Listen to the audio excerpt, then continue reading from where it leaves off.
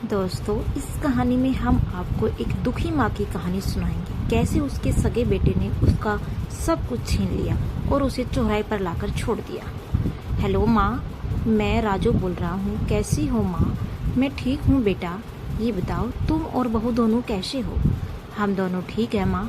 आपकी बहुत याद आती है। अच्छा सुनो माँ, मैं अगले महीना इंडिया आ रहा हूँ तुम्हें लेने के लिए। माँ ने कहा क्या? बोला हाँ माँ, अब हम साथ में ही रहेंगे। नीतू कह रही है माँ जी को अमेरिका ले आओ, वहाँ अकेली बहुत परेशान हो रही होंगी। हेलो, सुन रही हो ना माँ? हाँ हाँ बेटा। बूढ़ी आंखों में खुशी के अश्रुधार बह रही थी। बेटे और बहू का प्यार नस नस में दौड़ने लगा। जीवन के 70 साल गुजर चुके हैं। सावित्री ने जल्दी से अपने पल्लू से आंसू पोंछे और बेटे से बात करने लगे। पूरे 2 साल बाद बेटा घर आ रहा था। बूढ़ी सावित्री ने मोहल्ले भर में दौड़ दौड़ कर ये खबर सुनाई। सभी खुश थे कि चलो बुढ़ापा चैन से बेटे और बहू के साथ गुजर जाएगा। राजू अकेला आ गया था। उसने कहा कि माँ, हमें जल्दी ही वापस जाना है, इसलिए जो भी रुपया पैसा किसी से लेना देना है बताओ, वो लेकर रख लो और तब तक मैं किसी प्रॉपर्टी डीलर से मकान की बात करता हूँ। माँ ने पूछा हाँ माँ, अब ये मकान बेचना पड़ेगा वरना कौन इसकी देखभाल करेगा? हम सब तो अब अमेरिका में ही रहेंगे। बूढ़ी आंखों ने मकान के कोने कोने को एक बार निहारा, जैसे ही किसी अबोध बच्चे को सहला रही हो।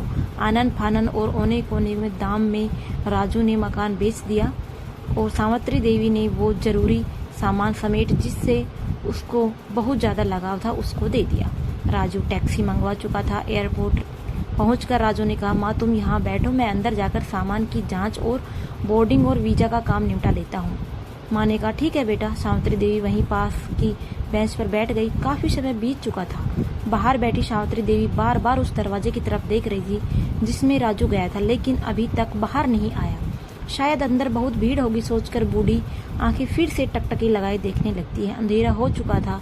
एयरपोर्ट के बाहर गमगमी हो चुकी थी। माँ जी, किससे मिलना है? एक कर्मचारी ने वृद्धा से पूछा।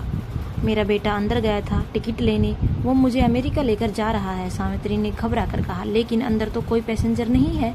अमेरिका जाने वाली फ्लाइट तो दोपहर में चली गई है। क्या नाम है आपके बेटे का? कर्मचारी ने पूछा। माँ ने कहा राजू।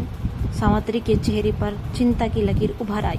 कर्मचारी अंदर गया और कुछ ही देर में बाहर आकर बोला माँ जी, आपका बेटा राजू तो अमेरिका जाने वाली फ्लाइट से कब का जा चुका है। वृद्धा की आंखों से आंसू का सैलाब फूट पड़ा। बूढ़ी माँ का रोम रोम कांप उठा। किसी तरह वापस घर पहुंची जो अब बिक चुका था। रात में घर के बाहर चबूतरे पर ही सो गई। सुबह हुई तो दयालु मकान मालिक ने एक कमरा रहने को दे दिया। पति की पेंशन से घर का किराया और खाने का काम चलने लगा।